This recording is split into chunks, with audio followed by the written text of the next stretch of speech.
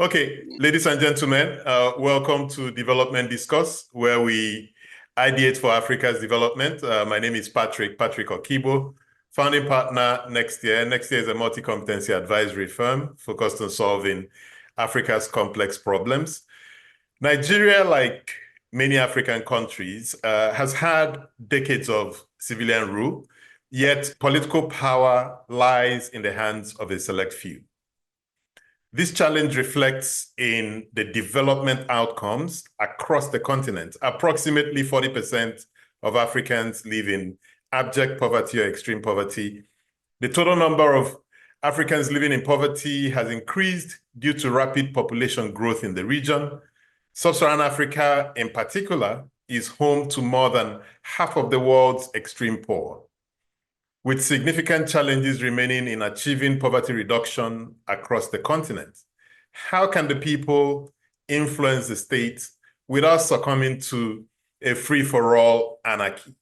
How can the people get the state to deliver sustained improvements in quality of life? My guest today is Professor Okey Ikechukwu, MNI. He's a polymath and distinguished scholar with a broad and impressive portfolio. He holds a bachelor's and PhD in philosophy, metaphysics, and has built a career that spans over 30 years in academia, media, government, and consultancy. He currently serves as the Professor of Strategic Management and Human Capital Development at Nnamdi Azikiwe University and a visiting professor at Gregory University. Okey is a much sought-after public intellectual, known for his very clear thinking on leadership and governance, media, public communications, policy, and strategy. He's the executive director of Development Specs Academy, an organization that offers specialized courses in personality and character development, leadership, conflict management, critical thinking, emotional and cultural intelligence, parenting and mentoring, public speaking, and youth development. Okay, you're welcome. Is it okay now? Is it better? It is. All right. Okay, let me start with a fairly simple question. The End Bad Governance protests are on. In your view, is this good for democracy at this time? Yes, it is very good for democracy, because democracy is about self-expression without constraint. It's about taking positions in the public domain on public issues. It is about knowing that you have a right to challenge those in authority, because that authority is held on your behalf. It's not a hereditary affliction that somebody clings onto and lives and others live at his or her mercy. So it is very good. The other thing that's good about it is that it came out structured as a list of demands. And those making demands, we are speaking as people who had the right to make those demands. That's another good point. There was no element of threat structured into it. We must dismiss the what you might call the later developments arising therefrom, wherein you had some people who got into opportunistic criminality in connection with the proceedings. That was not the intention. So it is good for democracy, it's good for self-expression. It's also a lesson for those who had never witnessed this sort of thing. We grew up seeing a lot of it. Patrick, you're very familiar with it. So if you like, this is the first time you're having demonstrations without quote unquote conventional arrowheads, you know, and before you speak of Femi Palanog and Ifeanyi, today it is young Nigerians informed about the environment, determined to have their voices heard, and they came out making that point. So it is exciting, it's good for democracy, it must not degenerate, and they must not lose sight of their demands. But also as a philosopher, I'm sure you're aware of the works of various philosophers on democracy. And many have argued that it may not be the best form of governance for a people because of the risk of a degeneration to anarchy, which one can also argue that we're beginning to see with the protests. You know, so it might start out as you have elucidated, but then it can be captured by certain factors or factions in government or, you know, in society. How do you debate against that there is indeed a clear and present danger in what we are playing with, given how precarious democracy is, even within our immediate neighborhood? Now, the danger is always there. Even in the most organized human settings, the possibility of rascality is unpredictable. So let's separate the principle from the possibilities that might arise from it. First, the democratic right is at two levels: the right to free, unforced, and unconstrained decision-making, the right to legitimate expectations, and the right to hold those in office accountable for the sovereignty granted them on behalf of the people. The second one is that you have what I consider the incidentals of democracy, which you can classify as maybe part of it will be what they call dividends of democracy in concrete terms in terms of infrastructure. But more importantly and more critically, the incidentals include disruptions that might occur when the principle itself is stretched too far. I, for one, and I argue mischievously perhaps, that everybody on this discussion today is not a Democrat, and I'll tell you why. I am not a Democrat. This world is not governed by democracy, it's governed by elitocracy, and we'll come to that later. Patrick Okigbo is one of the most erudite, informed, consistently untiring human beings I've met on public issues, on national issues, on human capital development. Now you call out for people to tell us steps we might need to take to get a better society, and Patrick takes a point of view, and some 19 people from Ojuelegba, another 21 from Opiweka in Onitsha, 16 from Kano bus stop, and another 83 from Bauchi come and say, let's put it to the vote. And they vote out Patrick. That is their undoing. To that extent, knowledge places a certain measure of superiority and overrules the noise of the mob. And I call it the noise of the mob deliberately because nobody on this panel is part of the mob. You're spending your useful time here to rack your head and spend an hour and a half on what will move society forward. 99.9% of Nigerians. So is this the kind of worry they have? So to that extent, and coming back to that question of incidentals of democracy, you're going to always have some elements of that. Democracy needs informed leadership, not democratic leadership, no. It needs informed leadership to weigh out some of the unassessed needs of the people, which they are not even aware of, in order to help them realize they need it. And if I'm not taking too long on this question, I'll quite cite a very brief example. A friend of mine who was a governor in one of the Niger Delta states, this was about 4 years. Well, he was having his first term. Then midway through, I came around and said, oh boy, look, there's something that you might need to just begin to do. Since you're preparing for the budget for your third term, go and consult the people. Let's have all the communities, find out what they need. On the basis of that, make a budget. So let's do a pilot. I'll go out to so and so community on your behalf. Long and short of story, I went, consulted with the community. They made about 3 or 5 demands on the table. They want an express road. The other group said, no, they want an international hospital, etc. My simple question, how many people in this community have cars? Not one. It's a fishing community. 3 members of the community have motorcycles. So even their perception of their need is scandalous. Then, okay, if the governor comes, because he's my friend, and builds this international hospital, 20-story you say for you, how many of you will work here? Any doctors? No. Any nurses? No. But you can be cleaners. They say, yes. I say, listen, but that's the money spent in your name. You're a fishing community.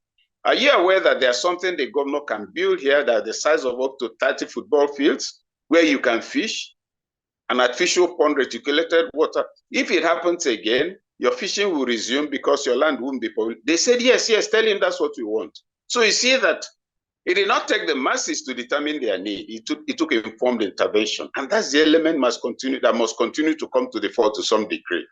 But on the substantive issue on the table, we cannot afford to endanger this democracy because of the antics of the presumed elite, who are in fact, their real credentials are open to argument and open to question, if you ask me. And we'll come to those arguments about their credentials, but let's dig a bit deeper into this democratic experiment. It appears to me that the argument you're making is for elitocracy, but it also sounds like tongue-in-cheek. So can you really express for me where you stand on this matter? Where I stand on this matter is simple. The people are capable of taking important decisions for themselves, but that must not be taken wholesale as if everything the people want is right. Our situation is that you have enough social maturity for the people to make justified demands. If, for instance, you look at the demands of those who are protesting against bad governance today, that's an informed protest. The issues are clear, they are well itemized, and there's absolutely unassailable justification for the demands. So to that extent, I'm on the side of those who are saying, listen, this is what we want. That's what we are getting. And we want it now with good reasons. So clearly and simply to your question, I'm on the side of those who are saying, look, you're not listening to us and therefore you're not governing well. We have a point of view that's valid and you'd better take it seriously. So I would define that as democracy by an informed electorate, right? Because if you look at the people who are leading the protest today, they're largely part of that disappearing middle class, quite educated, quite organized, using social media tools pretty well. How can this group of people, let me, for the purposes of this debate, group them up as the masses, right? And how can you balance the needs of these masses for representative governance, call it by whatever name, and the challenges that a state faces trying to manage and juggle these multivariate demands coming from the masses, such that you can actually derive some level of progress? No, the first thing is that the first question I will ask is, has the government properly and correctly prioritized the needs of the people? My answer to that question is no. We must make a distinction between your perception and my perception of public good and what actually is public good. We can come to your place, for instance, now, and if you like, build you a big town hall and say it's a contribution, it's evidence of what you're getting from democracy. You don't need a town hall. What you need in that town is a device, a motorized device with which people can climb palm trees easily because the place is dominated by palm trees and palm wine tappers. Now, what I'm leading up to is simple. The demands of the people are justified. Call them the electorate, call them informed electorate. The issue on the table is that we are not dealing with a rabble that came out on the street just making trouble for the fun of it. We are dealing with an informed group capable of rational and independent judgment, able to assess the situation and take a position on it, and finally convinced that, look, this is not working. And then they came out en masse. The bulk of the people, not as informed as those protesting, will benefit from it. So my take is that, yes, how do you create that balance? Those who claim to be representing those people, there are issues to raise. If, for instance, Okey Ikechukwu is representing community X, part of what the masses must do now is to begin to take inventory of how many times and how many House of Reps members hold meetings in their constituency offices. Those will become part of the indices of measuring engagement. So it's not enough at the structural level to speak of non-performance, but to evaluate the various structures for delivering genuine democratic participation and to find out that whether they're active. My take is simple on that. They've been deactivated. Those representing the people do not consult them before going to speak in their name. And to that extent, if you're talking about a way around it, it's not just by picketing the presidency. The presidency is not responsible for my ward. It's not responsible for my council, all of which have chairmen. It's not responsible for my local government. It's not responsible for my state. So when the demands are cascaded and disaggregated comprehensively across all the layers of state authority, then some level of engagement will begin. You find that those who will, look, Patrick, picture a situation where as a local government, every month I get 150 million in a local government and nothing, absolutely nothing happens. And people are saying their problem is the state governor. Yes, he's part of the problem, certainly. If we take the index of measurement of some of them, they are performing disastrously. But is your ward chairman demanding an explanation? Are you demanding an explanation for your councillor, etc.? So it's in that structured and comprehensive, holistic sense that I will want to speak of the engagement. So far, from the informed, if you like, electorate you mentioned, they are playing their part. Let them structure and break it down so it doesn't remain elitist and media focused only. So can one then argue that what we see is two forms of elitocracy. So there's the elitocracy of the people who have political power today, and then there's this elite, some form of an elite in this middle class that's pushing a different narrative. Isn't it then fair to say that these are conflicting political views? And one can say, if you feel so strongly, then go through the electoral process to push your argument, instead of bringing people out on the street, people who you may not be able to control what they can do one way or another, knowing that we are in a neighborhood that is precarious and that this thing can swing, south very quickly.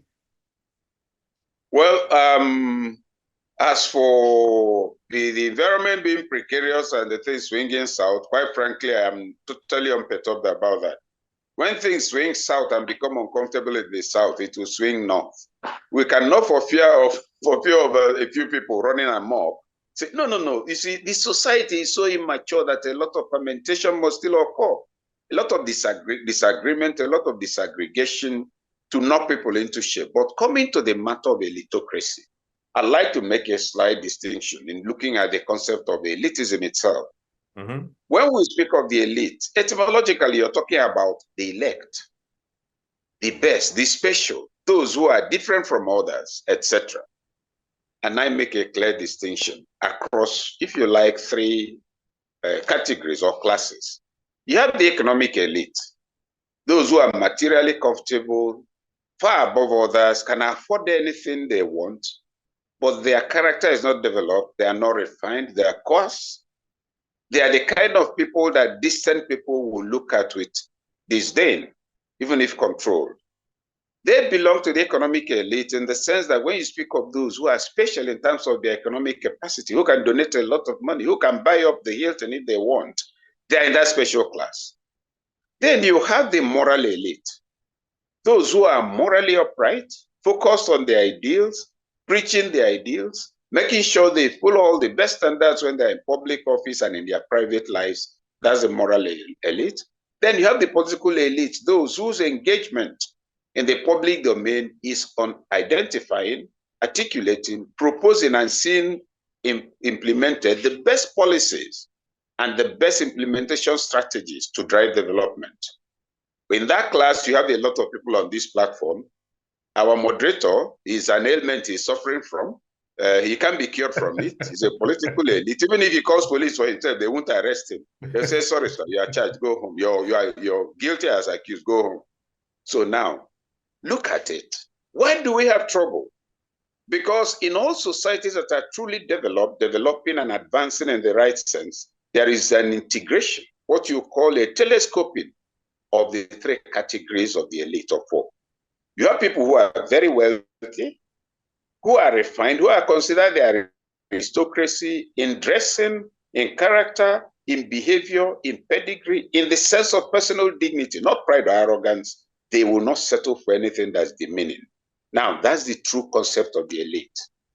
However, in our environment, people with pronounced economic resources and advantages can now dominate the space by paying others out. So you then see that we have a distorted notion of the elite. Somebody who has money, no idea in his head, simple good manners he doesn't exhibit, no proof he has etiquette or that he was brought up properly.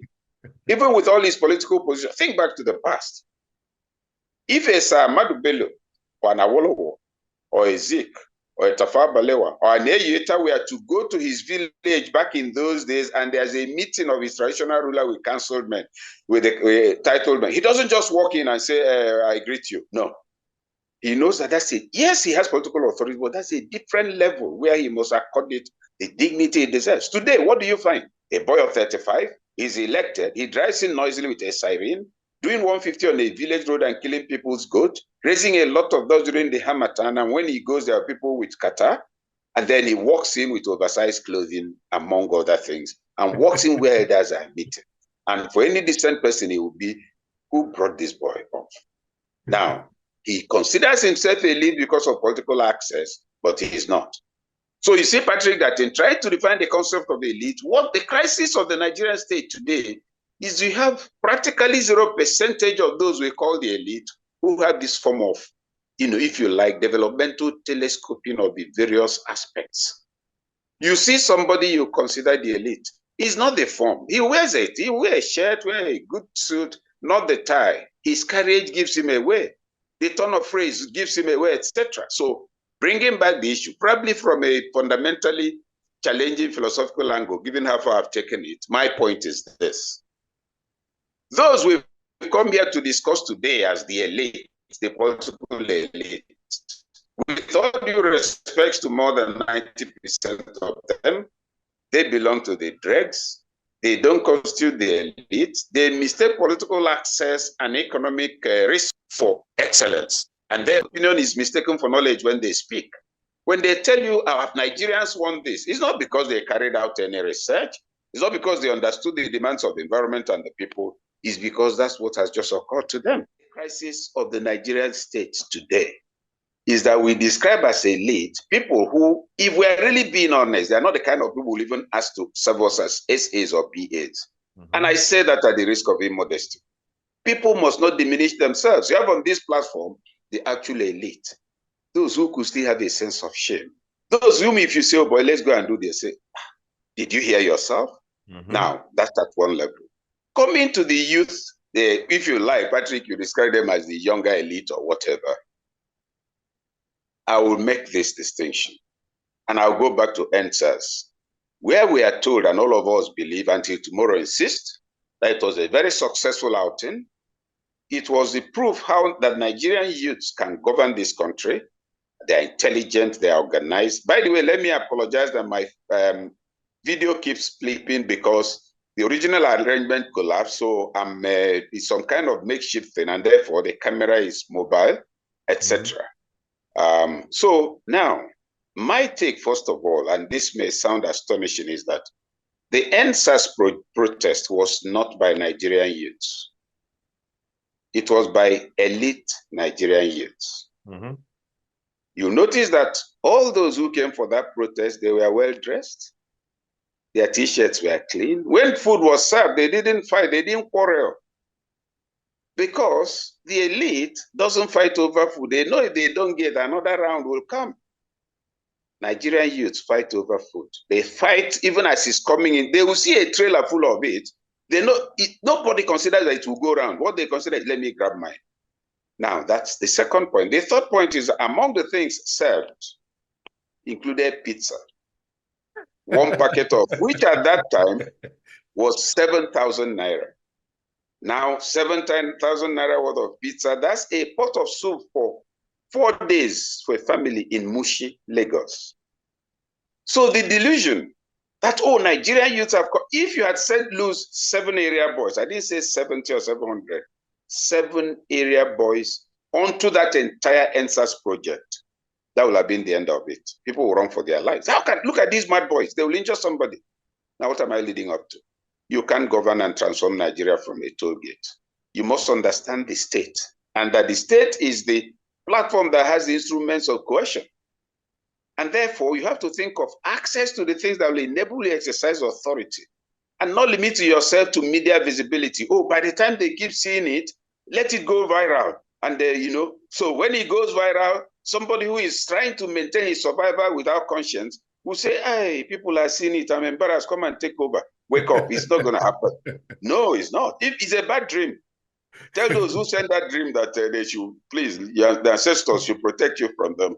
Okay, so you've kind of even painted a worse picture than the title of this discussion, try to convey, which is that we are stuck to an extent. So how do we then navigate from where we are now to where we want to be? Yeah, if we have a young population that is really already disenfranchised, through poverty and hunger, etc., and you have a political elite, that do not even have the basic tenets, the basic ethics for governing a nation.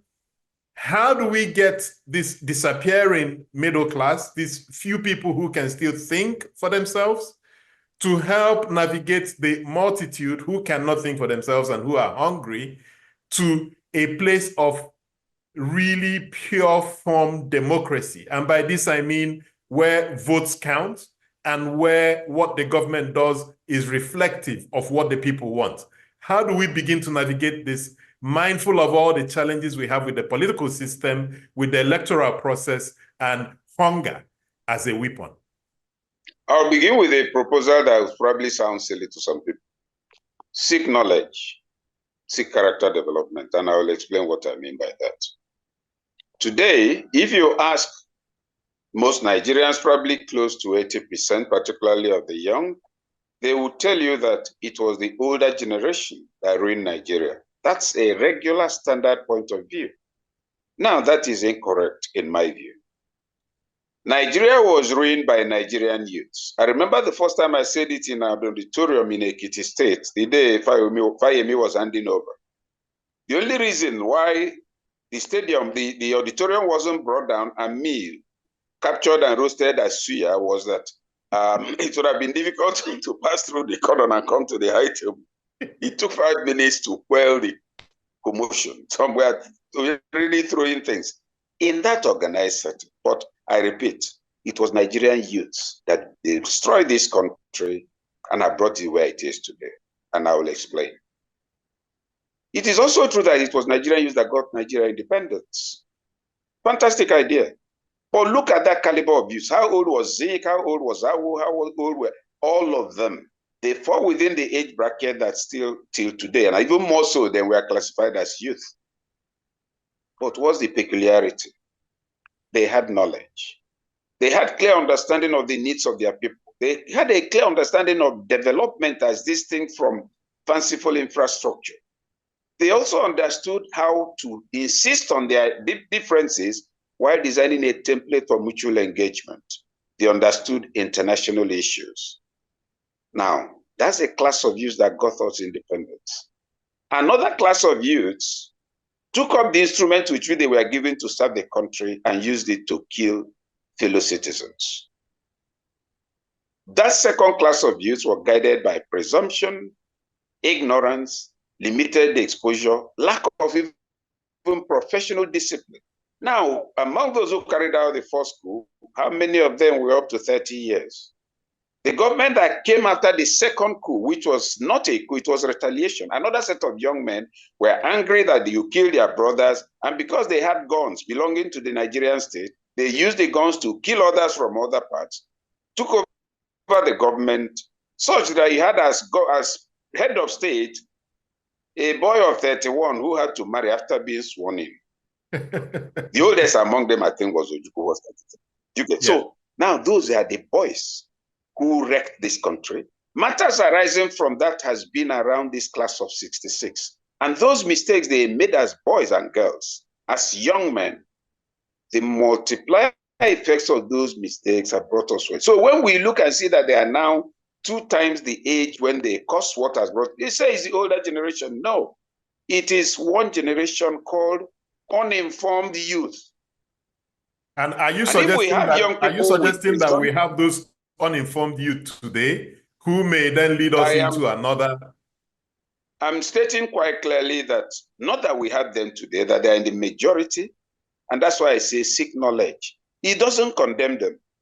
They need to know more, and that's why we must work closely with them to point out these things to them to prepare them better. It would be wrong to be looking at them in context. Well, we don't know. Of course, many of them don't know what we're doing, just like we didn't know what we were doing when we were younger, but a supportive older generation that's able to lay some of these things on the table for them and tell them how to engage, now that's the way to go. So it is within the context of that I would want to see the struggle for genuine democracy to revolve around informed interventions. You've made your protest. Don't celebrate the appearance. Celebrate the insistence that these specific demands must be met by government. The president has said, oh, we want a meeting. Draw up an agenda ahead and publicize it and tell him, sir, this is it. When I will. So that kind of engagement will deliver more than the mere visibility of saying it is trending. It has been shared. It's on all platforms. Another news item will take it over in 8 hours. Sorry. Okay, so I understand that for the current protest, that could be a way to go. But you've touched on some very fundamental issues, which is an informed mind, because if the mind is not informed, the mind cannot create an enduring society, But that sounds like a generational journey. It takes time to educate the mind, right? So are there, and I hate to ask this, but are there shortcuts? Are there quick wins? Are there things that this current generation, with the level of information and knowledge and education they have, can be doing to then force some level of change, and then another generation can build on it? Essentially, what can we be doing today to move from the level where we are of what we call democracy to true democracy? What is it? Lay out for me some steps of what we can do, mindful of all the challenges that we have to contend with. Elections that, are not as free and as fair as they should be.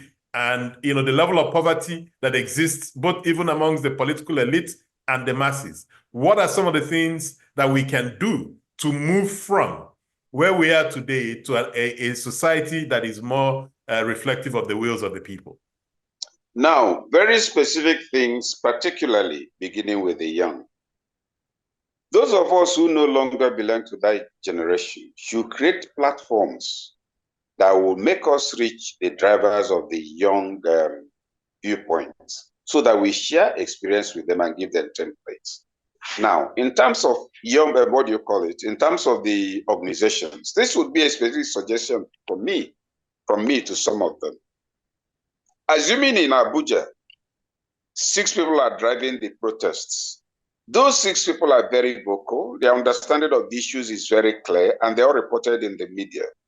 Could 6 of them meet and hold a meeting to sharpen their submissions, such that the 9 issues I have, the 6 the other guy has, the incoherent one the other guy has, but he has visibility, can we all meet and modify it in such a way that we structure 6 clear demands out of it? 6 of us will come out to address the nation or whatever. 6 of us will agree on who will speak on which issue. 6 of us will agree on co-chairmanship. You see, part of the major crisis, in my view, and that this has arisen from sustained interface with a lot of young people, is that every one of them, in most cases, wants to be the one speaking, wants to be the one who is seen to have the solutions, etc. For me, this end governance protest provides an opportunity. Let them meet. Let them rearticulate all the issues, that even if we are off the streets, this is what it is. And let them agree to a weekly press briefing or 48-hourly press briefing on that. The second thing, and this is very critical, is at the level of realization. I don't know how that's going to happen, but a lot of them need to know that they don't know enough yet. But they know enough to be doing what they are doing. They mustn't stop what they are doing, because sometimes it's a war of shock changing them. Oh, you're still growing. Come on. I started teaching in the university at the age of 27. Patrick, think of your history. Where were you at the age of 30? And you're telling people who are up to 25, 30, 35, you're growing to where? It's a swindle. The way it will be true is that you tell them, this is all these things. See, they will be shocked to see that you actually did all they are doing and more. And then you tell them, see the mistakes I discovered. See how this one will yield result. It will make sense. It will make sense. So one, they must not give up. That is not one of the options on the table. Second, whatever is available, like Nextier is very active. There are things Nextier can surreptitiously send across to them. Yes, you've taken a position on this. Say, for instance, the fuel price must come down to 200. What if the president doesn't agree? Do you have a fallback position? Remember, we mustn't lose this fight. Do you get?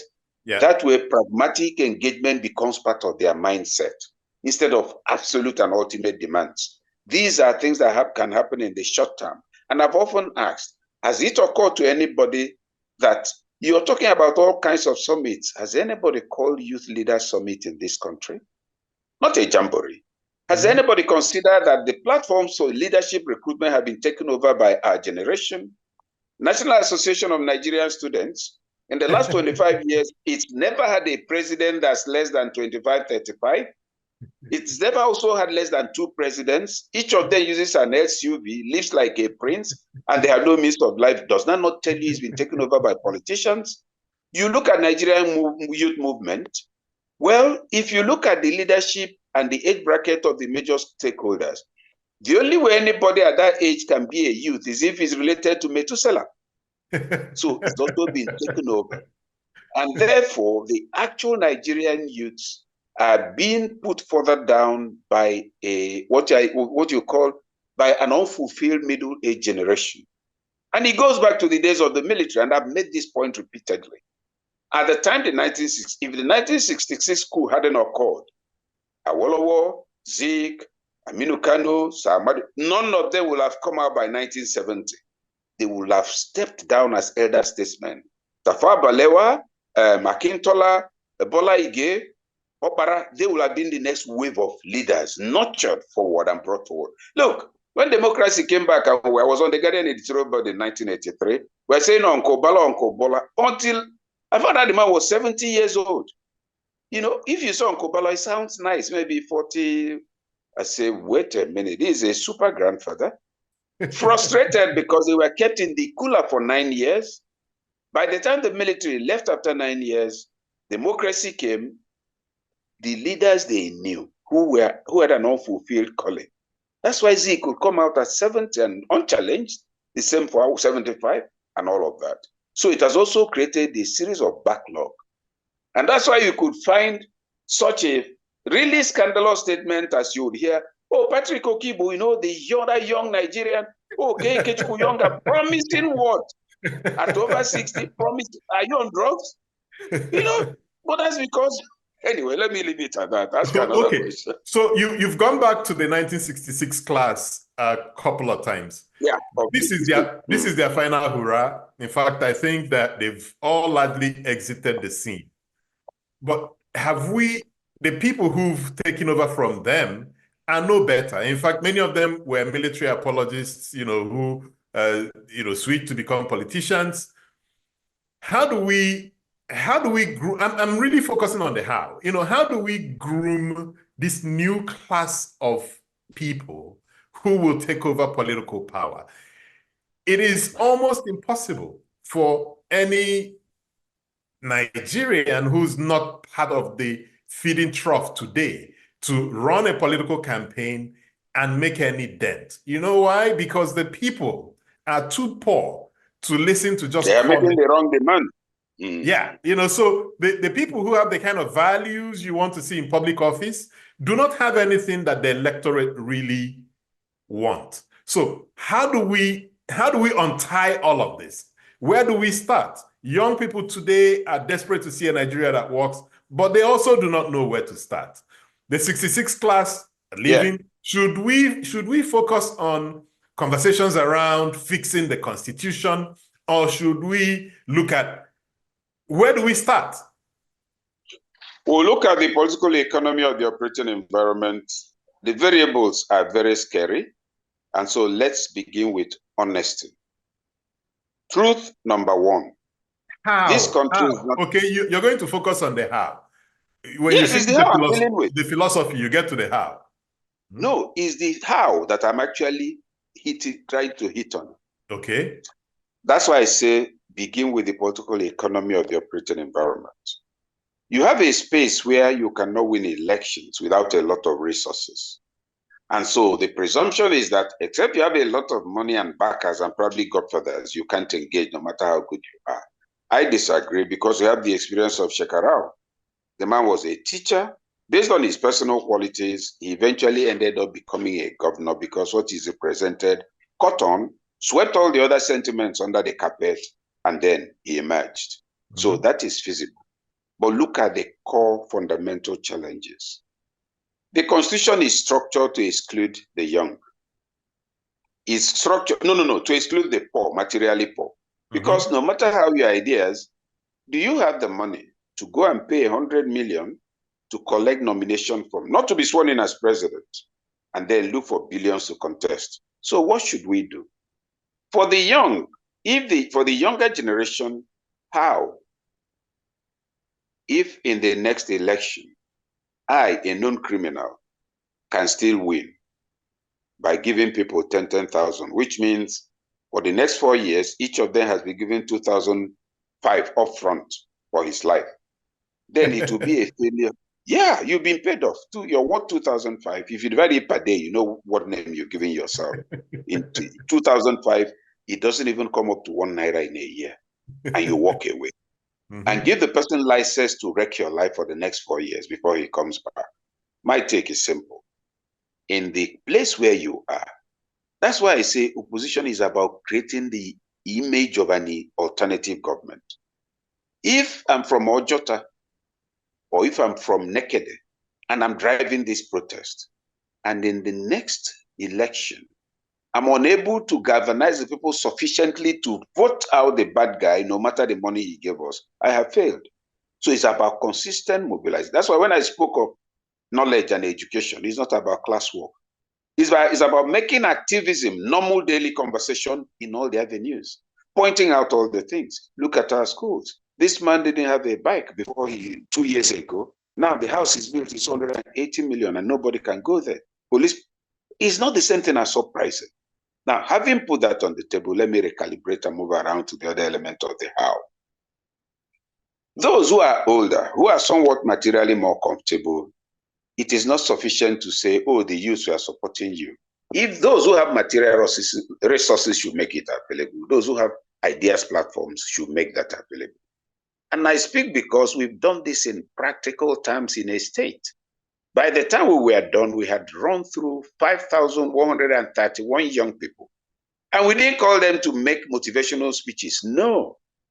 First, we identified that the state had 177 communities. We went to the 177 communities and met with all their town union presidents. The first meeting we called was a 2-day project management training for the youth leaders in the state. And it's not academic management. No, we call them that. Leading people is a project. The first step is to make sure they respect you, that they can listen to you. So we called it for purpose of formal communications, but it was telling them community engagement. Patrick, one of the outcomes, it took us 4 months to finish with that. One of the outcomes was that one of the senators who was to contest the election then, this was over 10 years ago, the boys, 4 of the boys working for him were the ones who brought out the 16 ballot boxes. On the day before, he said, oh God, no, this thing they are teaching us is different from this. That was what aborted that man's senatorial ambition. It's actually somebody you know by name. Now, with that, you see that the engagement began progressively, creating a new wave of consciousness. That is how they must operate. Every week, let them assess the level of progress, not on Twitter. How many people have we reached? Because when you look at likes, subscriptions, social media, we must also, as young people, realize that the bulk of Nigerians are in their villages and towns. We must ask ourselves, as an activist working in Abuja, how many people in my state know about these things, know me, etc.? What are the power centers in my state I can reach? In the example, in the one I mentioned, first we met with town union presidents, then we went around and met with every single traditional ruler. When we were done with them, we went to meet with market leaders. In fact, in most of the markets, they say, we know. I'm sure you're preparing for election in the next 1 or 2 years. This is, you must give us something. We say, I'm not giving you nothing. I live in Abuja. If I don't give you anything and you say I'm contesting, don't vote for me. I came here to tell you 3 things. Number 1, that the traders here elected you. Therefore, you're their leader. Therefore, you should go and tell the DPO not to come. Anybody he wants, he should call you. And you bring the person to him. The traders will have self-respect. If any trader takes another to the police, whatever that second one is, by the time we are done, police could not enter Mbuka. They went and met with him. It was a perfect arrangement. Even if there's something you're giving to them, you don't keep trembling when they pass by. Then we met with every single traditional ruler, finally with its state traditional ruler. Then we met with all the religious leaders, all denominations. By the time we finished, we met with all registered NGOs in the state. There were 48. When after that, 4 months, nobody knew anything was going on. After that, when we called the People's Summit, the head of State Traditional Council said, I will preside. Now, imagine that the political forces keyed into it. They keyed in for a while and ruined an aspect of it. Imagine that, because you've got the soul of the community, all the power centers. Now, these areas, if I'm from Kano and I'm one of the activists, it's not enough to run around on the streets. I will meet with all the individual imams. That's one part of the country where you still have village and district heads. Baba, what is going on here? This is what it is. This riot, it will only lead to noise making continuously and things will come out. We want these boys to understand this. We want them to do this, to do that. You begin to build traction. It's not 100 meters dash, but sure, it is a race. Interesting.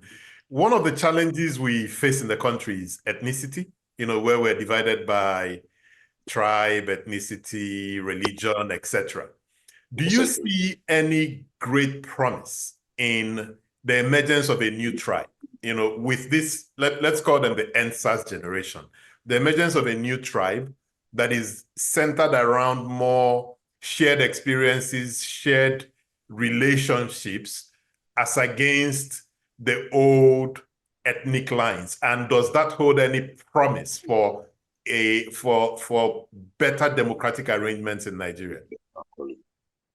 Well, for me, I have very limited optimism in that regard for a very simple reason. On Twitter, yes, there's the complaint about bad governance.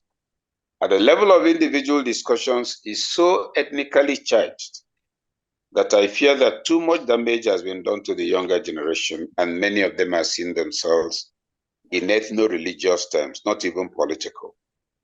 And when you consider that the protests had no political coloration, it becomes something else. Remember at the beginning of it, somebody said, oh, it was one man from one part of the country that was instigating it. But to come substantively on the matter of ethnicity, there are distinctions we need to make. Very often when we speak of ethnicity, three concepts are collapsed into what is actually not one concept. If on a daily and regular basis, Ikechukwu is clearly not a Katsina name, it's not a Bayelsa name, it's not a Yoruba name, so the name is Igbo. That's my name. Growing up, maybe I grew up in the East, I ate primarily the type of foods we eat there. So you find me, I'm always wearing Igbo dress. From my voice, you know I'm Igbo.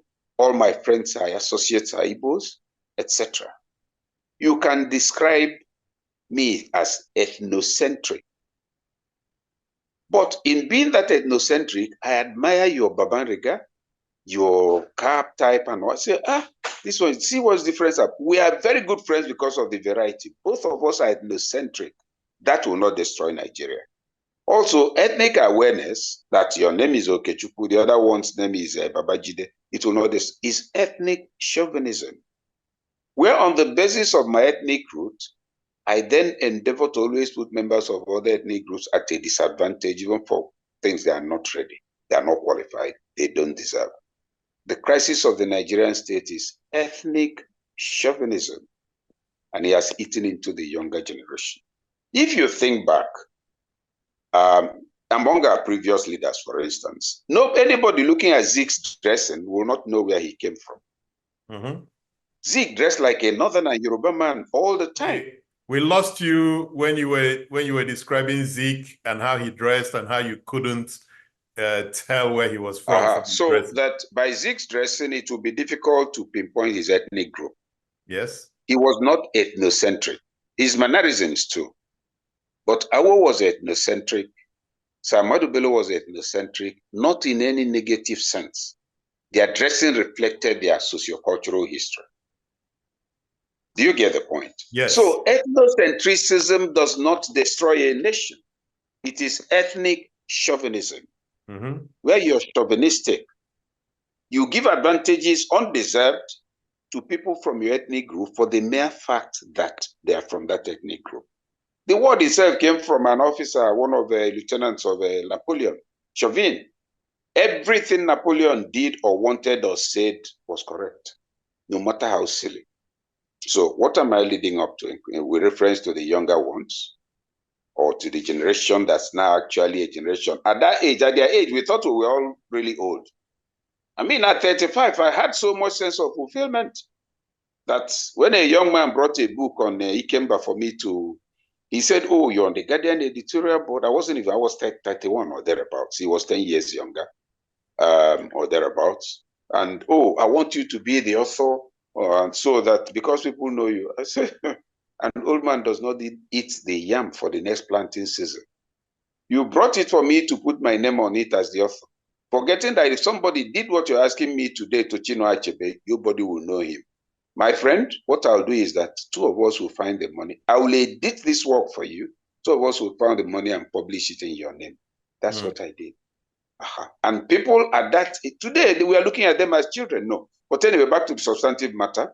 Unfortunately, outside of the protest itself, once the conversations go outside fuel price, poverty, inflation, the ethnic disaggregation resurfaces. That's a great calamity that we've transferred to these young ones. And it's growing stronger, unfortunately. In my view, I may be mistaken. How do we address this? And it should be leadership by personal example, by the core leaders, etc. But in the absence of that, is there something that the youth, the masses, the leadership of this emerging generation of leaders can do to begin to address ethno-chauvinism in Nigeria and hope to build a new tribe? I know you said you're less optimistic or not as optimistic. I tend to. We lost you when you were describing Zeke and how he dressed and how you couldn't tell where he was from. So that by Zeke's dressing, it will be difficult to pinpoint his ethnic group. Yes. He was not ethnocentric. His mannerisms too. But Awo was ethnocentric. Samadu Bello was ethnocentric, not in any negative sense. Their dressing reflected their sociocultural history. Do you get the point? Yes. So ethnocentrism does not destroy a nation. It is ethnic chauvinism. Where you're chauvinistic, you give advantages undeserved to people from your ethnic group for the mere fact that they are from that ethnic group. The word itself came from an officer, one of the lieutenants of Napoleon, Chauvin. Everything Napoleon did or wanted or said was correct, no matter how silly. So what am I leading up to with reference to the younger ones or to the generation that's now actually a generation? At that age, at their age, we thought we were all really old. I mean, at 35, I had so much sense of fulfillment that when a young man brought a book on Ikemba for me to, he said, oh, you're on the Guardian editorial board. I wasn't even, I was 31 or thereabouts. He was 10 years younger or thereabouts. And, oh, I want you to be the author. And so that because people know you, I said, an old man does not eat the yam for the next planting season. You brought it for me to put my name on it as the author, forgetting that if somebody did what you're asking me today to Chinua Achebe, nobody will know him. My friend, what I'll do is that two of us will find the money. I will edit this work for you. Two of us will find the money and publish it in your name. That's what I did. And people at that, today, we are looking at them as children. No. But anyway, back to the substantive matter. Unfortunately, outside of the protest itself, once the conversations go outside fuel price, poverty, inflation, the ethnic disaggregation resurfaces. That's a great calamity that we've transferred to these young ones. And it's growing stronger, unfortunately. In my view, I may be mistaken. How do we address this? And it should be leadership by personal example, by the core leaders, etc. But in the absence of that, is there something that the youth, the masses, the leadership of this emerging generation of leaders can do to begin to address ethno-chauvinism in Nigeria and hope to build a new tribe? I know you said you're less optimistic or not as optimistic. I tend to always see the glass half full. And I think that there could be something. I don't know how it all works out.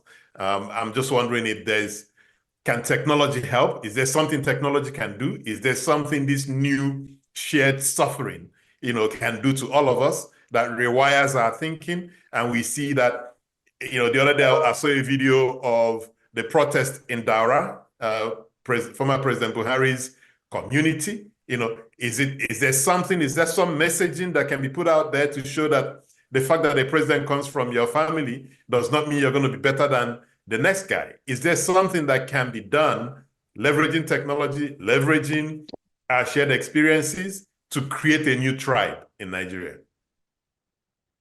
I think there is.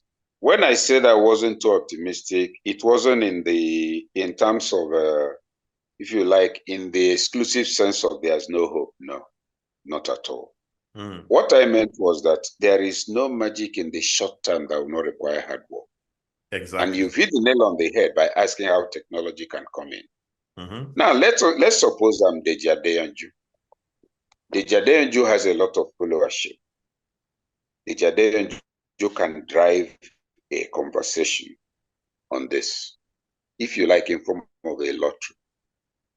Do you have any problem with anybody who is outside of your ethnic group, except when discussing politics? The person will answer it. The discussion, is it about public welfare or is it about political appointment? The person will answer it. Those who get the political appointment, do they return to the people and say, oh, I've got it for us? The answer is no. You see, this is an intelligent generation that must also follow the methods with which it does every other thing it does. That's my take. So it is doable and it should be done. That's my take. And so they can deploy technology, all the various platforms. Look, when we were younger, drama was part of it. Today, skits, TikTok, a lot of messaging that will have taken about 6 weeks of production to convey to our generation, you can dispense in 45 seconds.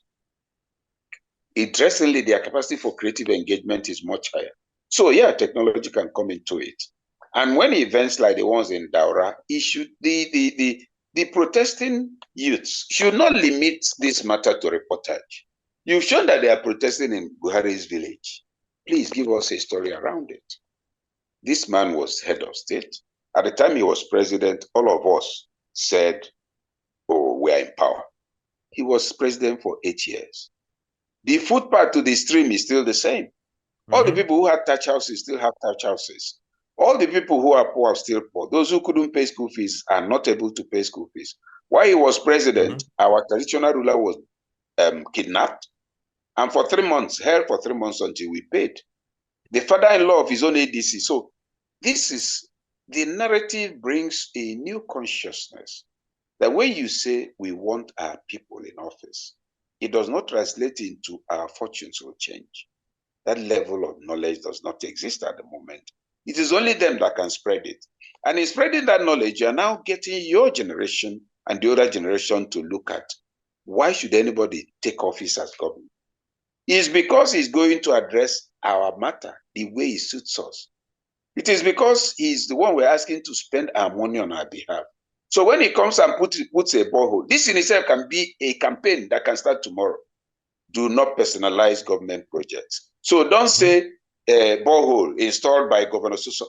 Rubbish. Absolute rubbish. Borehole for the community of Lugbe 2024. That's what it is. Exactly. Borehole for Mbisi Autonomous Community, Imo State, August 2023. It is their money. Oh, flyover. Yes, flyover over area. Aba flyover. You can then decide who to name it about. But this small plaque by Governor Suso and so, mass transit provided by what is going on. Now, it takes us back to the point I made about elitism.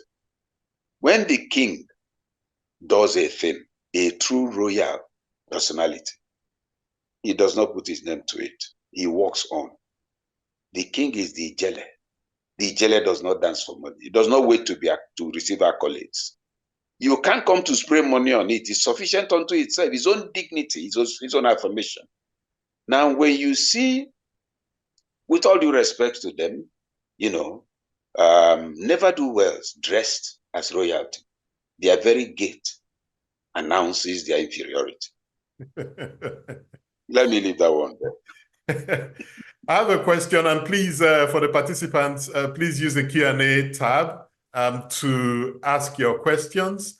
But I have a question from Muhammad Salisu. He says he's joining from Kaduna, where for the past 4 days, they've been locked in their homes under 24-hour curfew due to the violence that took over the protests. And he says, can my friend, Professor Okey Ikechukwu, address this negative unintended consequence on our daily life?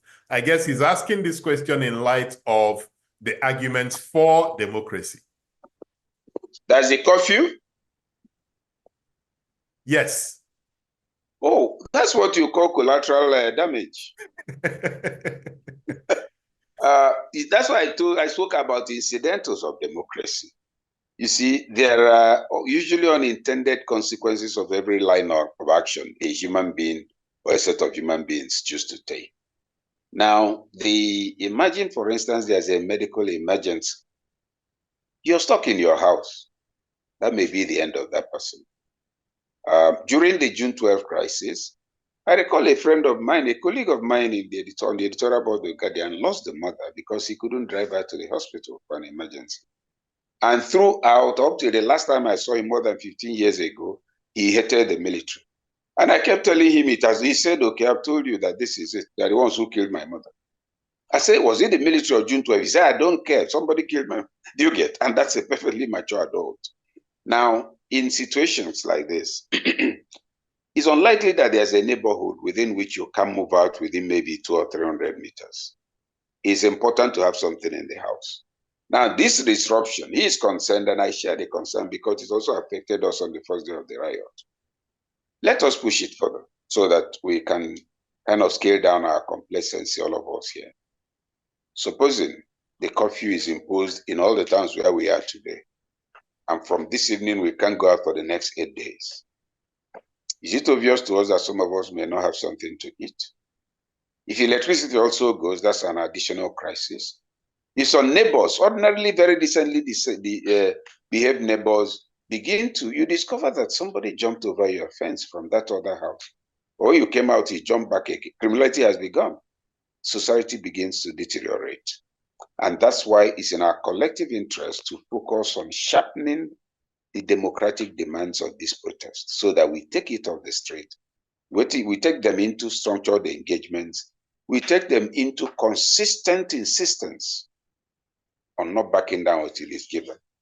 But we don't make them violent so that those who will benefit from opportunistic criminality do not take it over. Because once they come out and stigmatize it, even the good will disappear with it. So, my dear brother, that's what you call collateral damage, but I'm sure it's scaling down now. And that means that in future, if they say there's going to be power failure, not even riot, you buy some food and keep in the house just in case. So, okay, I have another question from Folare Akinsomi, and after that, I'll invite Professor Richard Joseph, to make a comment or ask a question. But Folare's question is around the elite and how they have also captured other efforts, where the people came together to start like a political party. And he speaks to the Labour Party in the 2023 elections, which seemed to kind of carry the hopes and aspirations of a larger number of Nigerian youth, but then degenerated into that same elite struggle. How are there some thoughts on how the young or the masses can control a political structure that they've put together, that it doesn't fall victim of this same political elite capture? Well, I'll invite Professor Joseph. Yes, concerning the Labour Party, I have a slightly different perspective. To begin with, I don't believe the Labour Party was a mass platform. I don't believe that the performance of the Labour Party in the last election is traceable to the party itself. I think it rode on the reputation of one man who chose to use them as their vehicle. And that's why you find that all the efforts in the period were not warehoused within the party itself, but by warehoused within an extraneous movement tied to their candidate called Obedient Movement that didn't have a register in the Labour Party office. And you also find that the Labour Party offices all over the country, without prejudice to whatever claims they choose to make, had little or nothing they were doing at the time. That's the truth. Meanwhile, the campaign for the Labour Party candidate had a life of its own. Now, as it looked like the whole thing was firming up, that's when the elite began to conspire. Now that we've got enough traction, let's see whether we can struggle over the chairmanship to warehouse the perceived advantages, throw out this candidate they are so excited about, and see what killings we can make with this by selling out the party. So that's the thing. So My perception and contention with regards to the Labour Party is that it was not the party. It was not the party at all. It was a movement around the candidate that the party wisely accepted. So I commend the party for the candidate they accepted to field. And I even take this opportunity to knock the party thoroughly by asking, before, during, and especially after the elections, what are you doing to build your party? Have you held rallies? And I've said this privately and publicly about the Labour Party. Have quarterly rallies in all the states. Every quarter. Don't bring everybody. All party chairmen, all party functionaries from every local government. Bring them to a place, explain the party ideology, give them some allowance. It creates cohesion. It leads to improved party, what do you call it? Hello? Wow. It leads to greater or better communication, etc. Those are some of the things. So I wouldn't go so far as to speak of the elite hijack of a platform that was never really an elite platform, if I'm not mistaken. Are we still on? Yes, we are. I can hear you, and I'm going to invite Professor Richard Joseph to make his contribution. Professor Joseph is an accomplished academic known for his work in African politics and governance. He's a professor emeritus at Northwestern University, where he contributed significantly to the understanding of political development in Africa. Professor Joseph, please. Okay, thank you very much, Patrick. So good to be with you again. And pretty much we're continuing the conversation we did at New College, Oxford on Africa Reimagined, what is taking place today. So I'm just going to throw out a few points. Inshallah, I will be with you in Nigeria. I hope early in the year. We will hopefully have a peaceful election. At least we hope we don't have an attempted coup again this time. And that I'll be with you all, to talk about going forward. So some quick points. The first thing is, don't waste a crisis. You know that phrase. This is an opportunity that's taking place. All right. And what is happening? In fact, I just had an exchange this morning with a colleague. He's a Kenyan, talking about what's going on in Kenya, what happened in Uganda. So there is not only a pan-Nigerian dimension to what you're talking about, there's also a pan-African dimension. All right, young people across the continent are looking across and really saying, this thing is not working, it's not serving us, etc., etc. All right, and they're speaking on their behalf, but also they're doing like young people that happens over the world. They can step out and lead their society at a particular time, and that is what's been taking place. The second point, Dr. Ikechukwu, he said about seek knowledge. I agree with that. But we don't only have to seek it, and we have to distill it. I think there's a lot of knowledge. I was reading this morning this volume by Wale Adebonwi, and I recommend it in terms of distilling on the Fourth Republic. But I'll call your attention to a chapter by Dr. Jibrin Ibrahim. Very important. When he's saying, listen, we've had the constitutions, we've had the systems, and so on.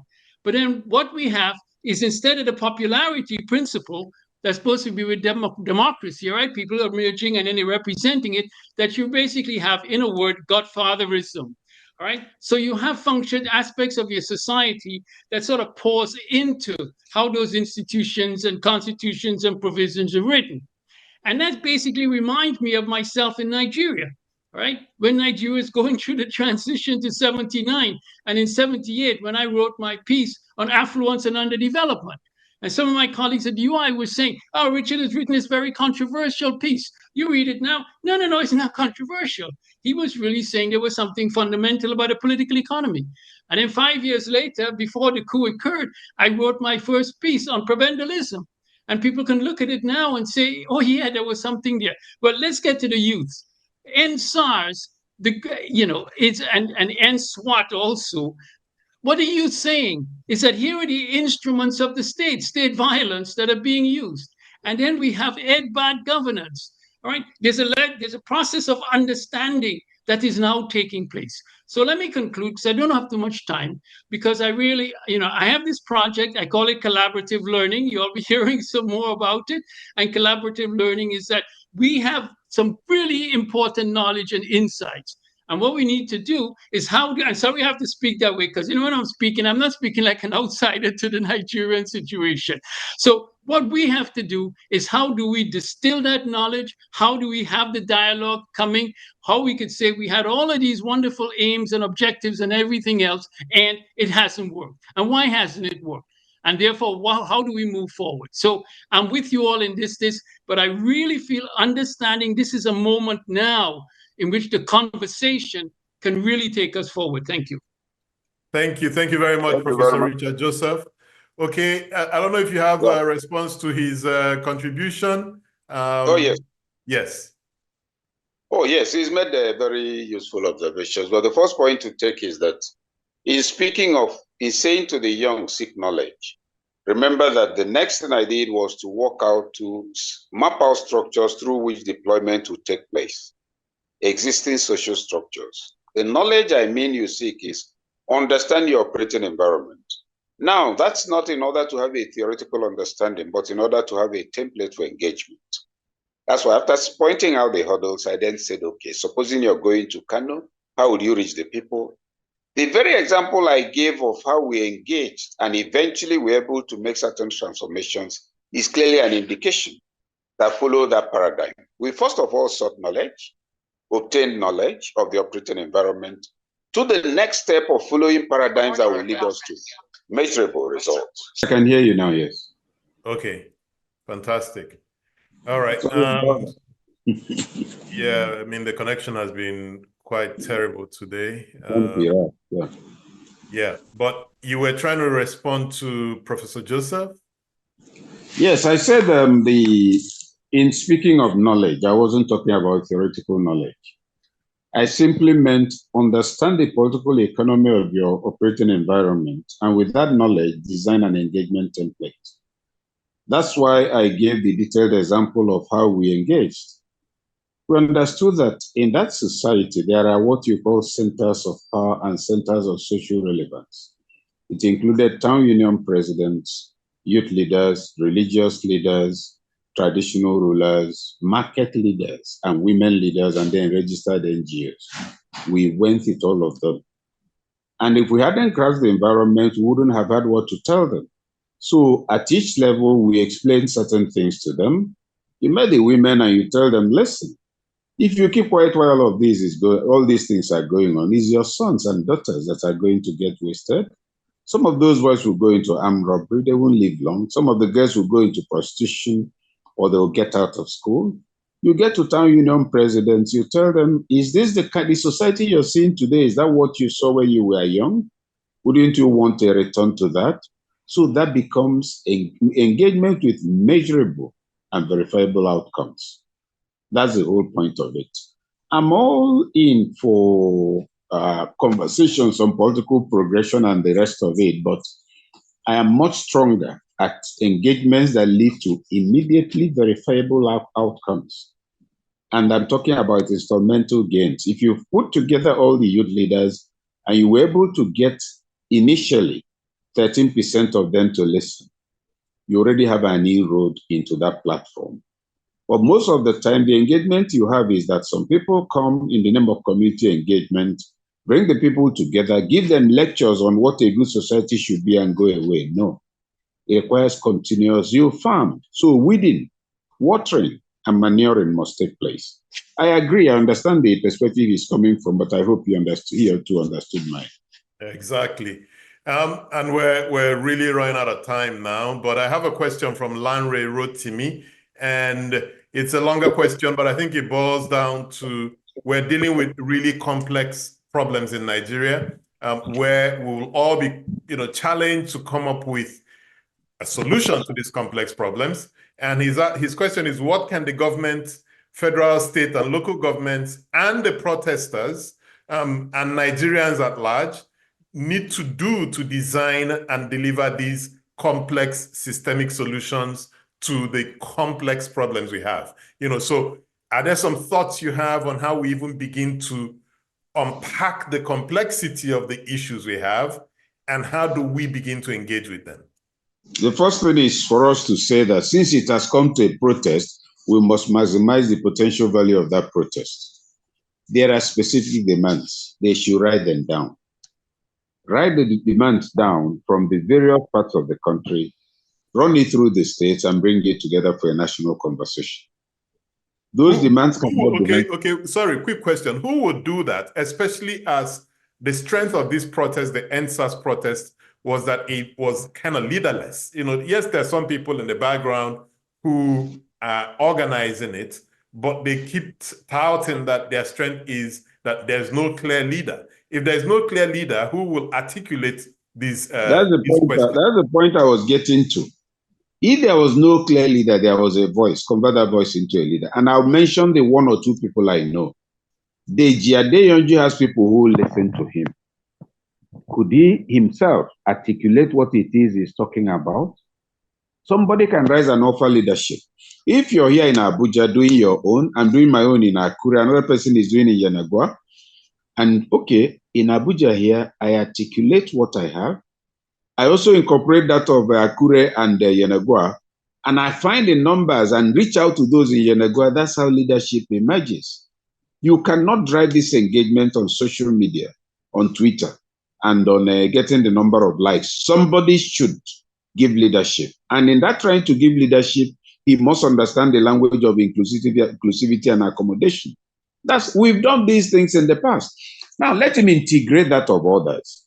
Call them on phone. Oh boy, well, these are the things I've articulated. I've also seen yours. I'm wondering if and when we can meet to push this further, because unless we put it together and table it formally, it won't go anywhere.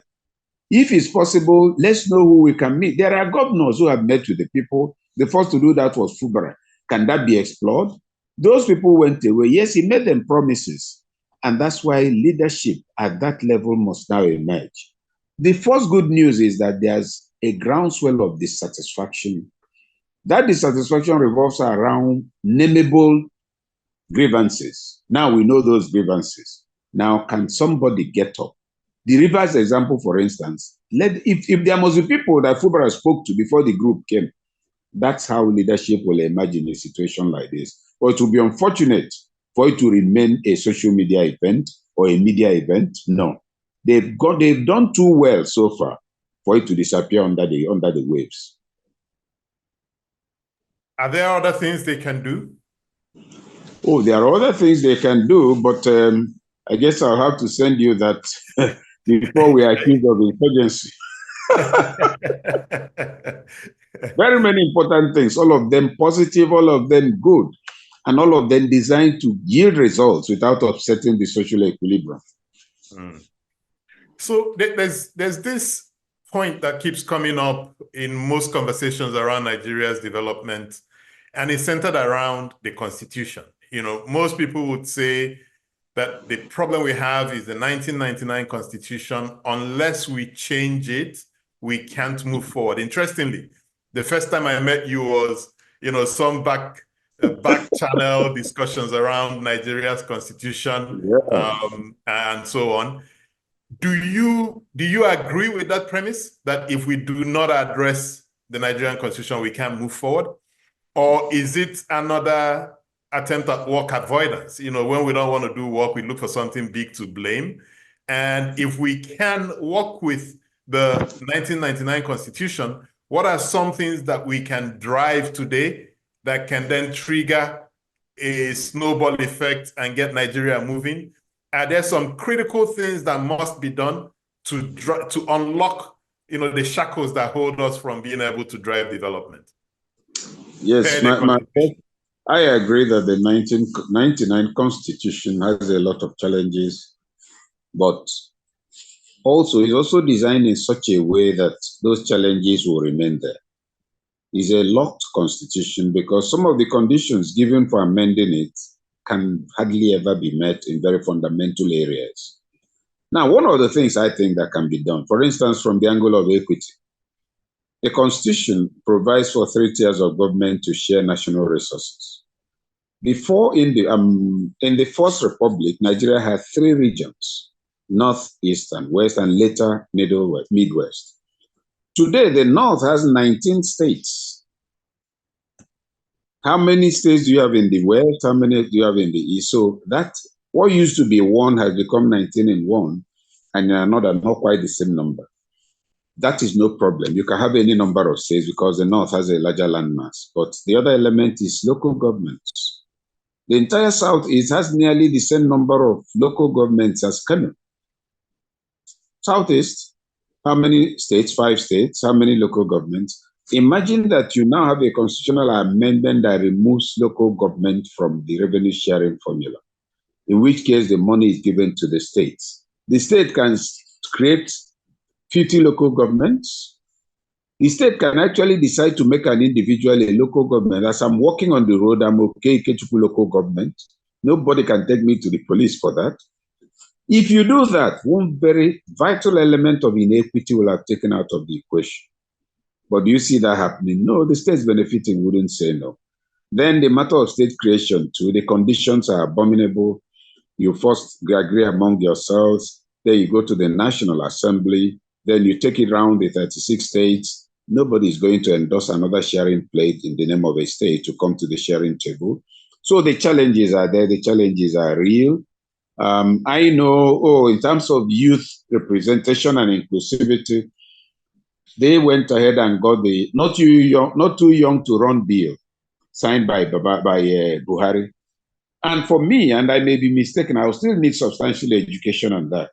Till today, as I'm speaking to you, I consider that bill unnecessary. I consider the celebration around it, without prejudice to the intelligence that went into it, of questionable significance. Because if you look at the Constitution and the conditions for elective office, if you look at the age bracket provided, my take is that that Constitution does not have anything that restricts a young person from contesting. What restricts the young people is the financial muscle. And it takes me back to the idea of an economic elite. Those who are so comfortable they can influence things, not because they worked harder to earn money, because they had capacity to violate the processes for reward within the Nigerian state. So coming back to the Constitution, yes, it is a major obstacle. And except some people, particularly in the National Assembly, said the ruling political class, economic, political, and feudal, except they are ready to come together to drive national development from the standpoint of equity and development, not procurement and contract. If they don't come together to do that, this Constitution is their best instrument for remaining where they are today. Okay, you've written quite extensively and spoken and delivered papers, etc., on governance, leadership, development, for what seems like decades now. If you had an opportunity to sit with President Tinubu and he said to you, okay, tell me 3 things that I must do and outline for me how I must do them to address the core challenge with our public service that would enable them to add to this development process that we're on, what would those 3 things be? And how do you advise that he goes about implementing them? Now, let me address you as the President Tinubu. Yes. Mr. President, to enable our public service become functional, and like any modern public service, the first thing you need to do, sir, is to take inventory of the total actual population of public servants. Within that, you should announce, when you commission that, you should announce that you're cutting the number of your aides, special assistants and senior special assistants by 60%. Why I'm telling you that, sir, is that you have a minister of transport, you have a minister of state for transport, you have a senior special assistant on transport, you have a senior special assistant on maritime and all the parastatals. Sir, I don't see how they can report to you and you have a coherent perception of what's going on. And the same goes from the 30-something states and 400. So, sir, SSAs have become unnecessary. Already, Nigerians are talking about whether Minister of State should be there, but it's a constitutional issue. So with that on the table, there's a moral and economic basis for saying, civil service, civil servants, come, let's sit down. These are the deliverables we expect. These are the paradigms and how they will work. on that basis, you can give them templates. And you know, we've done that before during the civil service reforms, specifically in some ministries. What we simply did was to tie staff strength to staff output and office capacity. You have an office that was designed for 4 people. There are 16 people there. They have nothing doing. So they agree among themselves, okay, 3 of you will come on Monday, the other 3 will come on Tuesday. So they are traders that are doing all sorts of things. So that's about it. That's about the civil service. The other thing is that I am aware that when we come to budgeting, what we look at is capital budget. Let me ask you, Mr. President, are you aware, for instance, that in the budget overhead, we could have 300 million for diesel in my ministry, where the generator is not working, but by the end of the year, we'll finish using the diesel. Please, can scrutiny of government expenditure also include overhead? But most importantly, Mr. President, I want you to do a comprehensive review and staff audit. And I'll cite an example. When we tried that in one ministry in 2004, we found out that that ministry alone had an excess of 300 and something staff. We also found out that 90% of the staffers who were on level 14 should not have gone above level 6, and they were now deputy directors based on their qualification. We also found about 43% of the staff. Yeah. You're back now, okay? Yes. So we found out, I don't know the last thing you picked up. You were talking about when you did the review in one of the ministries. Yes, we confirmed that over how many percent now of those at level deputy directors should not have been promoted above level 16, level 6. We also found that you had some who were still awaiting WAEC result after 19 years, and that's after 45 years. They are in the one case, it was for 27 years. Was still waiting for WAEC result. I had 45 his age about 4 times in the interim. So with that, you're talking about it. But the other point I'd like to make to you, Mr. President, is that the problem is more of political leadership than the civil service. Because in all ministries I'm familiar with, where the political leadership of the ministry had shown a strong leaning towards compliance, due process, not official due process, but elimination of all abuses, things have worked. And my throwback to you, sir, is, can you please get all the ministers to give you the leadership template with which they hope to go there and make a difference in this regard? Use that to assess them before swearing them in. Fantastic. Let me get one more question in before we bring it to a wrap. You do quite a bit of work with the military. And I wonder if you were again sitting with Mr. President and he wanted to know what are the top 3 things he should do to help professionalize our military. What would your thoughts be on that? Mr. President, I think you're already aware that the military is overstretched. We must ask ourselves, how many officers does the Nigerian Defense Academy turn out every year? In 2022, it was 104 officers. Now, their job is not to be on the road, but they're on the road. Their job is not to mark checkpoints, they're marking checkpoints. There are too many points, flash points, and they're all over the place. Sir, they're overstretched, that's number 1. Secondly, sir, the advantage they can get through technology, I believe Your Excellency should think about it seriously. We were in South Africa a few months ago. You know of the aero company that produces and sells drones all over the world. We had private conversations with them, sir, and this is the fact that emerged. With $90 million, you get enough drones, a total of about 6 weaponized drones that will cover the entire country because of the bandwidth of kilometers they can cover. And that 6 months, that's $90 million includes installation, 3 years, I think, or is it 3 months now, of training and total handover of operations to the Nigerian personnel. That will provide appropriate backup because we are wasting too many of this, of our young men and officers. So just look at it this way. How long does it take to produce a major or a commodore? And one of them dies, and we're celebrating it. Every other week, last week alone, we had about 25 illegal refineries destroyed by the Navy. Sir, how much is a bomb worth? If they have shut down that plane, how much does it take to produce one fighter airport pilot, and how many years? How much is the fuel? And the bomb, the refineries you're destroying, none of them is worth up to 2 million naira. And it's also adding to environmental pollution. So these are the concerns. And my take is that, first, let them be better armed and equipped. Second, let them get technology support in this war. Thirdly, sir, we've had seen in the social media all kinds of postings by actual serving soldiers about conditions of service. Ordinarily, that should probably cost it, because that's sabotage, more or less. But with that, doesn't that tell you, sir, the extent of the decline in discipline? If a soldier will get to the point of saying, I don't care, that's the greatest danger that can face the state. And we're seeing more and more of that in the social media. Your Excellency, Mr. President, we are frightened. Exactly. Okay, I can't resist this one last question now. Your MNI, which means that you've been part of Nigeria's premier think tank, which one begins to wonder, how effective that think tank has been.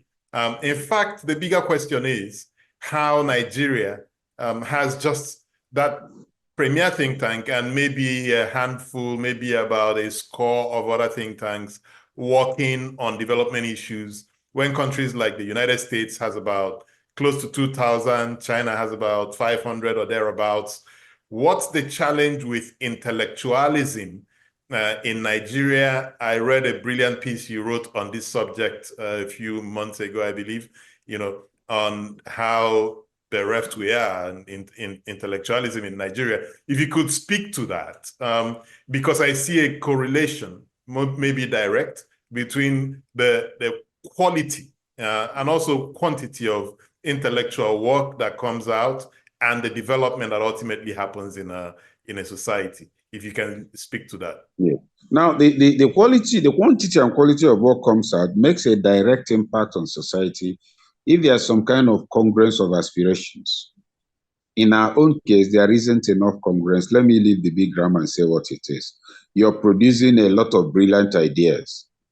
And that's why I keep going back to the political economy of the operating environment. You're producing a lot of brilliant ideas, and I can't see how I can make money at the private level with it. You want me to introduce a method for national security such that with drones from the air, I can minimize human casualties. But if I introduce that, the 450 million I get every month for logistics in the war against insurgency, I won't get it. So I work against the drones. So the problem wouldn't then be the absence of ideas on how to deal with insurgency, but the fact that the political economy has created a sub-state within the state, and the sub-state, which is the alternate reality, that's where all the big boys and big girls have voted for. And so you say in Zamfara, for instance, there's banditry. I have written a wonderful paper on how to deal with banditry, to get rid of all those who are doing, because it's not banditry, it's illegal mining, and the various mining groups have their own armed groups to secure their areas, and a bit of kidnapping goes on in between. And I finished reading your paper, wonderful as it is. I know that if I implement it, the 800 million we make every month from gold mining will disappear. I will not implement it. And it's interesting because we've actually gone physically to Bukuyum in Zamfara, where they mine the most gold. Let me cite an example everybody here can relate with or relate to. I come to your village and I notice that your people, to fetch water every day, they trek for 2 hours and trek 2 hours back. That's 4 hours. And I'm a young man from that village and I'm living in Lagos or Abuja. And I come and I look around and say, no, these people are suffering. I'm going to give them 8 boreholes. With 8 boreholes, nobody needs to go more than 20 minutes to get water. And I come and I tell the traditional ruler, I tell the titled man, everybody is nodding quietly. And as I'm talking, the traditional ruler is rubbing his jaw and he's saying to himself, these stupid boys, they won't stay in Lagos and be eating their money. They've come here to complicate our lives. Why is he saying that? Unknown to me, there are 3 men who use water tanker to sell water in the village. And they make a return of 150,000 to him every week. Now I have come with a brilliant idea. I've written a paper on it on how it will improve productivity, agricultural productivity, physical health of women who don't have to trek so much, savings and time for other activities. Fantastic intellectual work. Intellectualism, come to the rescue of this village. Political economy makes sure it doesn't happen, because now the only thing they can do is to get rid of me. If they can't dissuade me, they will kill me. So what should I do? And it goes to the very, and I'm glad you keep raising the question of how do we engage? I can throw up my hands and say, can you imagine? I wrote that brilliant paper on how to end water shortage and these greedy people. That's not what I'm going to do. Okey Ikechukwu will go and negotiate. Listen, I found out, because I've studied environment, I found out you guys are selling water. See my plan. It will shut down your business. I'm sure that's not what you want. My plan is to sink 8 boreholes. I'm going to reduce to 4. There are people, even with my borehole, who still not patronize the borehole. They will still do so. Now, that way you're being dialectically pragmatic. In response to the environment, you still deliver the goods to the poor people who need it, and handle the political equilibrium in such a way that progressively nobody will tell the people to migrate. So you don't take on a war for which the time hasn't come, but you take on a battle you can win, and even your enemies will know you're fighting them. That's that. So that's the incongruence between intellectual output or knowledge output and societal impact, is that most of the intellectuals also have this arid arrogance of saying, oh, we've designed it. Most of them also are used to speaking in auditoria, making fine speeches, telling you the policy. Policy without knowledge of the operating environment is like somebody who has designed a building, is carrying it to go and put on a soil. He didn't do soil test. He didn't know that the building cannot carry high rise. The soil cannot carry high rise. Exactly. And Patrick, between us, they constitute the majority. Speech makers who call themselves activists, policy experts who don't realize that policy does not on its own accomplish anything, because most of the time, every policy is a class-determined policy with interest. Take, for instance, the policy on development of the Niger Delta. It's designed by the political and economic elite. These are procurement contracts, not development programs. Because when you go to a rural area and give them a road for 2.2 billion, and they're all using boat and bicycles, they will come and clap while you're doing it, but it delivers nothing that impacts on their lives. So that incongruence is an element that is often not taken into account, both by the policy designers and by governments who are saying, oh, we are waiting for them to send us a policy to implement. Fantastic, fantastic. And there's a great book on this subject by Thomas Sowell, Intellectuals and Society, where he talks about how many intellectuals come up with, policies and ideas that do not fit the environment or cause more problem. But once they've done it and moved on, they don't take any share of the blame in the consequences that result thereafter. But okay, is there any question that I should have asked that we did not cover? And you can use that as your closing remarks. My closing remark is for us to ask ourselves to please take time and check all of Africa and third world countries in the last 40 years and identify one of them that has benefited from the intervention of the IMF and the World Bank. Just one country. To identify one country that took a loan and survived it. To identify one country that took a loan and paid it back without that loan turning into 10 times the interest, turning into 10 times the volume.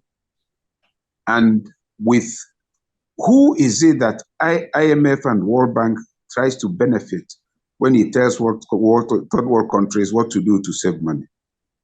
And then how is it that if you and I, you can't move $10,000, $5,000 into the US economy without being flagged? They'll know you, who you are, everything, including your ancestors for the last 5 generations. But somehow, everybody who is looting money can conveniently move it into the US, into UK, and sit pretty. And then they come to give us lectures on corruption, but they know where our money is.